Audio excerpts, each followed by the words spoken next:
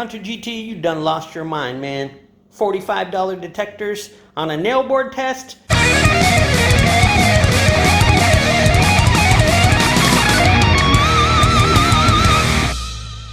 What is up, everybody? The Hunter GT with TheHunterGT.com. That's right, go check out the website. What is going on today? Well, we're going to be answering a few questions here. Can you have fun in this hobby for $50, less than $50 technically? Both of these are right at $45 on Amazon. Link down in the video description below. If you want to purchase one of these, you can use my affiliate link. I do make a little bit of money off that link. I will be totally honest. So thank you in advance if you do decide to buy one of these $50 detectors. But yeah, here we go. The Bounty Hunter Jr. and the Junior metal detector from National Geographic right here. Both of these are right at $45 on Amazon. I want to say this one's $44.98. This is $46 at the time of this video, something like that. So right at $45, under $50 for both of them. What's the difference is? Can we actually have fun with something for $50? Is there a purpose in owning something like this, you know, to toss it in the back of the trunk, maybe for a cellar, attic hole? Are they good in iron? What's the depth? All that good stuff. We're going to just run through the paces here real quick. Won't make it too long. I don't want to make this like a 30-minute video between two $50 detectors, but you know me, I like to babble a lot. Detecting really interests me, and I think there is a lot of fun. You know, everybody in the forums, hey man, I only got $100 to spend. I only got $50 to spend. Can I even metal detect? No. Save $500 and go buy a flagship. Save $1,000. It's bonkers. It's bonkers. People need to shut up. People need to realize people do have a budget, and this video is for that person. So there you go. If you have a budget of $50, you can't even afford a scoop, a bag, a pointer, but you want to go metal detect, what should you buy? The Junior or the Junior? Let's find out. All right, we got both detectors laid out here, and right away, what do we notice? No headphones, no crazy accessories like all my other review videos. These are $50 detectors, $45 technically, and you're not getting all that stuff. Matter of fact, you don't even have a headphone port on either one of them. You can't even plug headphones into them. So it's speaker only, and we'll be taking a look at both speakers as well. So what do we get in the boxes? Well, we get user manuals. That's about it, user manuals. This one does come with an arm cuff. It slides right into the back here. You see that little slot that it slides into. However, look at the angle. I want you to look at an angle on the picture of the arm cuff compared to the grip. Yeah. Leave the arm cuff off. It's weird. It feels weird. It doesn't feel that bad, but it's just a weird angle for it. Not the best. So Bounty Hunter Junior manual, black and white, about 5-6 pages. They cut to the chase. They show you it has an eliminator circuit. And as you can see, it goes clear up to zinc penny. You can discriminate zinc, nickels, iron, anything you want here on this Bounty Hunter Junior black and white manual. They went full bore color manual on this National Geographic. I got to admit, I was a little impressed when I saw it, but then they got over their head. They start talking about invention and refinement of the metal detector. They try to go over the coil type, and it gets a little campy. It gets a little campy at this point. Code of ethics, both of them have code of ethics, but here, typically hobbyist detectors can sense objects between 8 and 20 inches deep. What? Between 8 and 20 inches deep?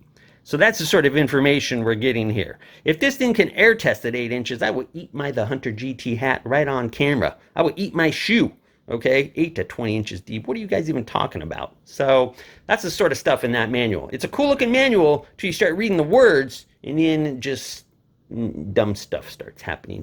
Don't do it to your brain, okay? Build quality, right away. Let's check out build quality. Built like a tank here. The Bounty Hunter Junior metal rod. Let's listen.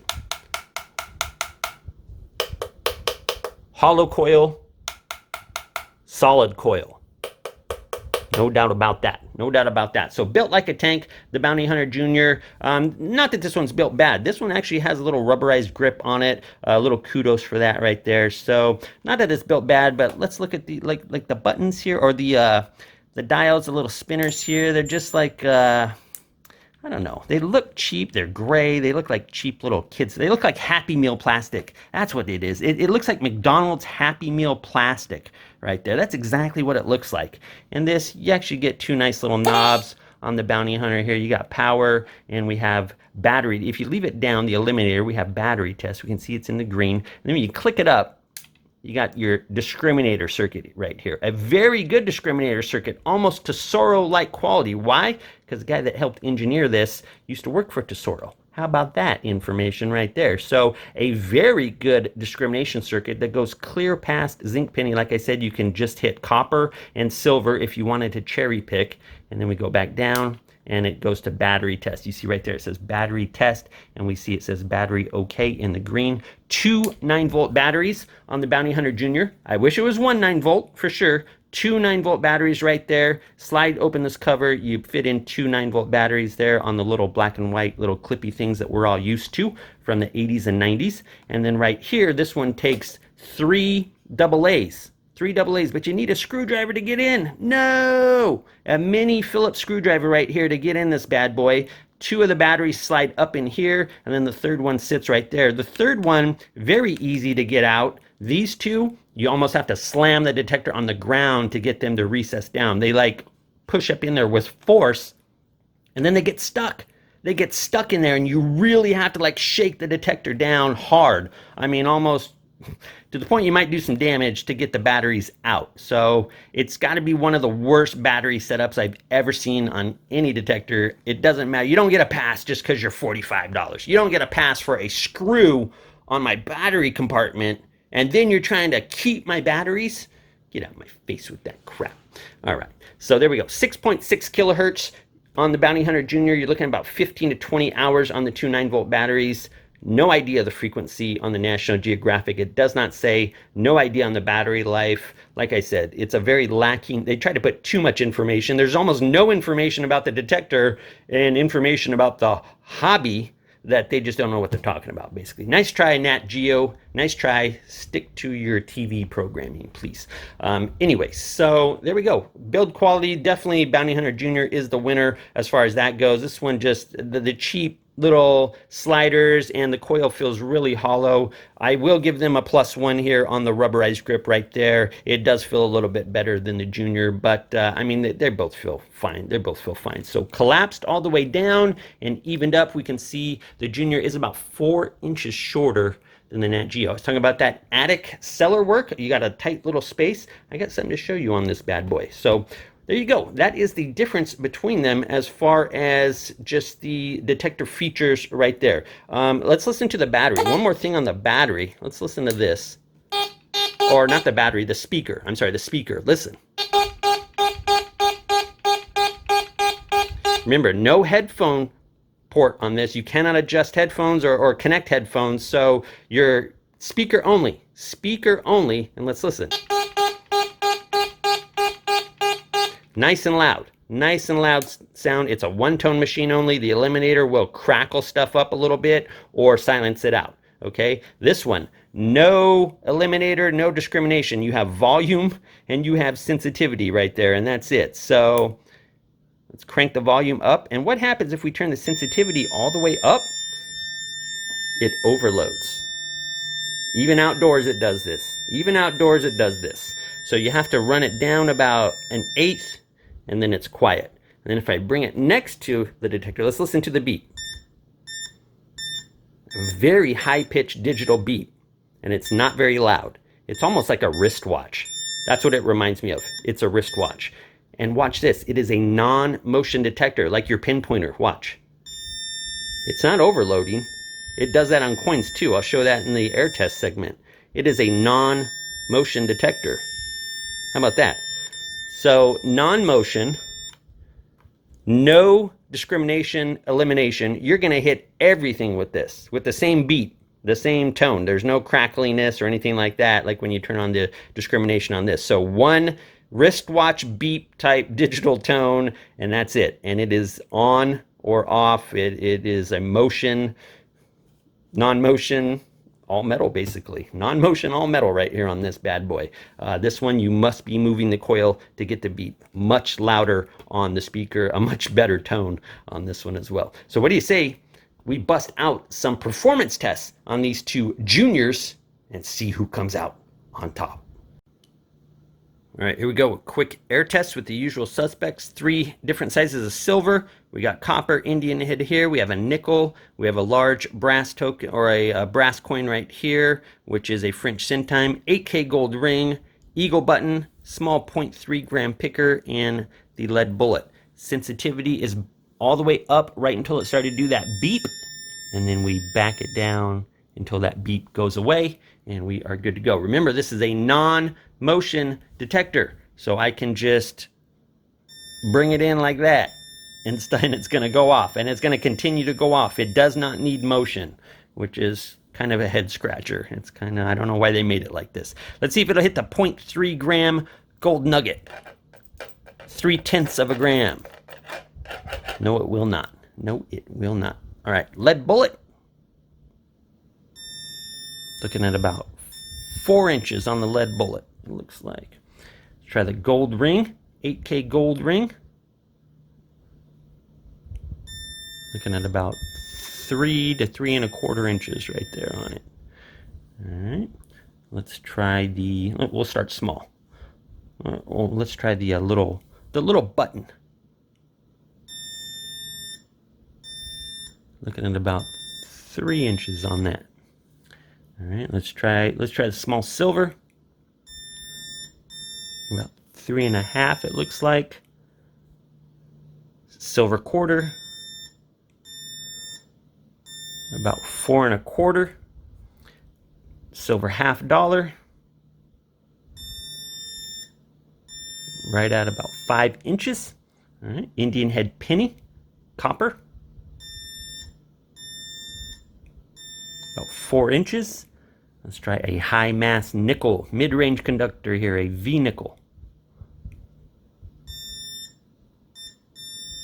About 3¾ Yeah, the Indian head actually hit further. That's surprising. Yeah, about 3¾ almost 4. Almost 4. Yeah, it's about 1/4 inch further on an Indian head than a nickel, which is a mid-conductor and a higher mass. That's odd. That's really odd. Let's try this large French centime. And we're looking about 5.25 on that. So right at about, what, 5.25 on the large objects, and down to about 4 inches on the smaller stuff, and even on the small one here, we're looking at like 3 inches on that, like 2.75. We'll give it 3 maybe. So there it is, and it cannot hit the small little picker. I didn't expect it to. We'll see if the Bounty Hunter Jr. can. So there we go. That is the Nat Geo. It is non-motion. We're looking anywhere from 3 to 5 inch range, depending on the size of the target. Let's go check out the Bounty Hunter Jr. All right, here we go with the Bounty Hunter Jr. It is cranked up all the way. Trash discrimination all the way to its lowest setting. Let's see if it can hit the little 0.3 gram gold picker. And it does hit it. Barely. You got to be scrubbing the coil.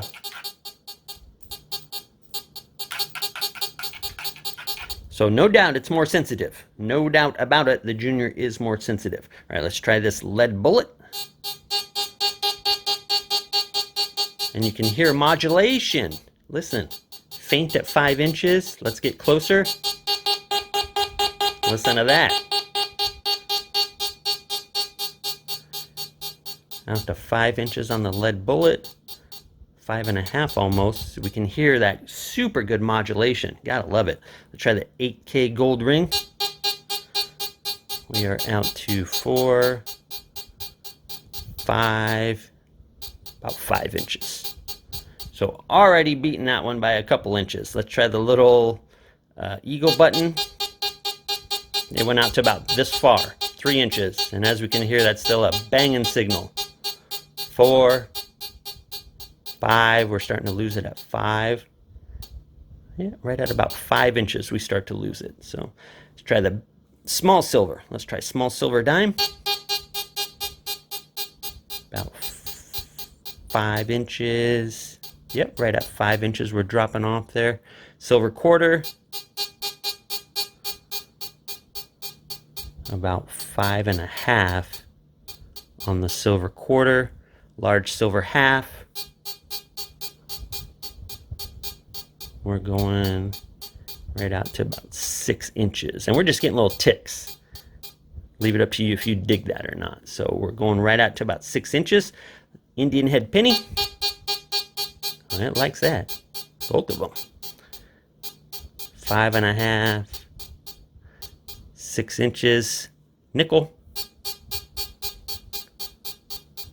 5.5, almost 6 inches. Large French Centime, 1840s.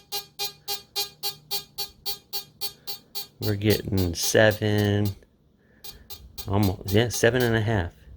Almost 7.5. We'll call it 7. So there we go. Clear difference, clear by a couple inches, 2 to 3 inches on some objects there. So very good, very impressive for a $45, $50 detector. Let's go run it through some hardcore tests, see what it does. Okay, recovery speed test here. They are 3 dimes, 3 silver dimes. They're inside the coil, so it's a separation and recovery speed. I'm going to kill 2 birds with 1 stone on this test. So let's listen. 1, 2, 3. 1, 2, 3. Remember, this is non-motion. I can just hold it there and get a beat. So 1, 2, 3.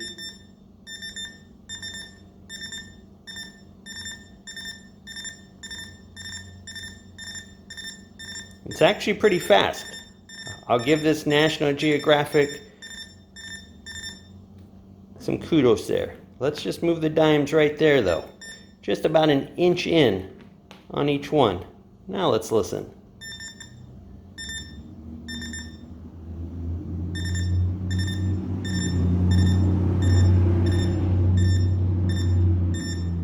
One beat now. We're not getting that distinctive. If I go slow, even sometimes it's only 1 beat.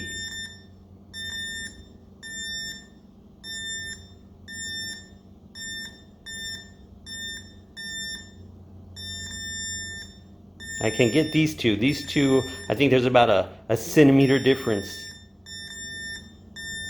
Those other two though, that is 1 beat.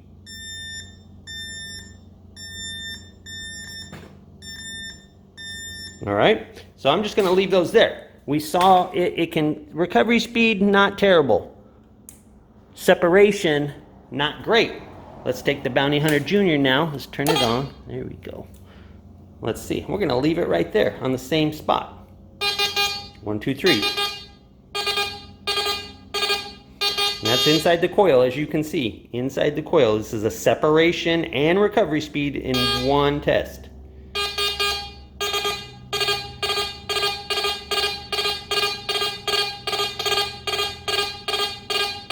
Let's move them a little closer.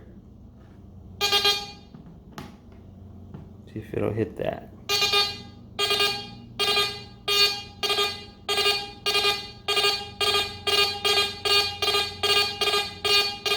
A little closer.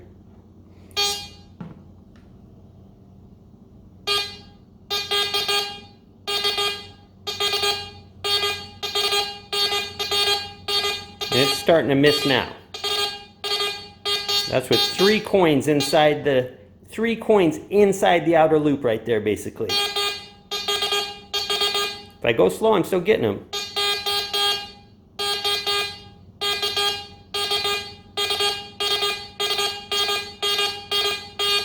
But if I speed it up, they turn to 1 hit. So definitely the better separator by a long shot, the Junior. Definitely the better separator, and it sounds like it has a faster recovery speed as well.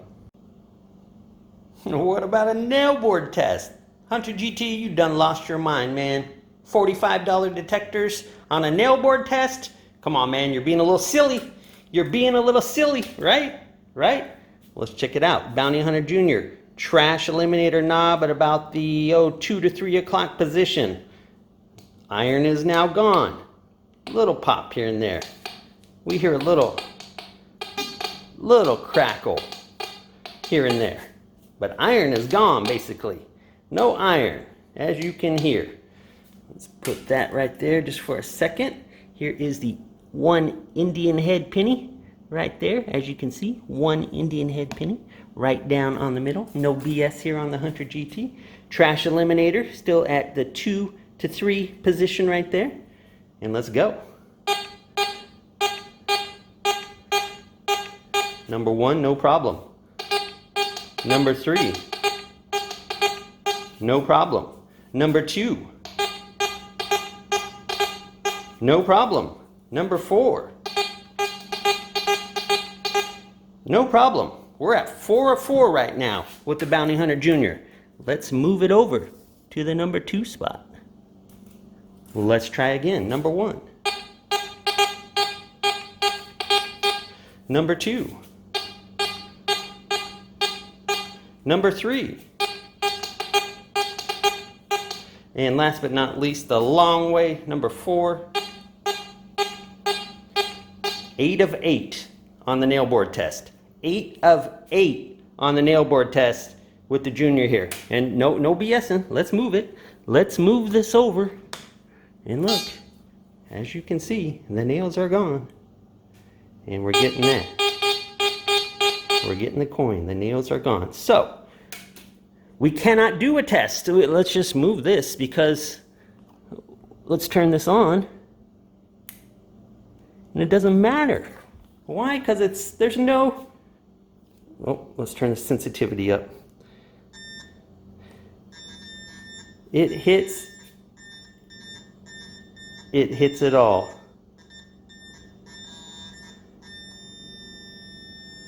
Do you hear it? It tries to give you a little squeaky type to it. You hear that? That's its attempt at iron audio, but if you hold it still,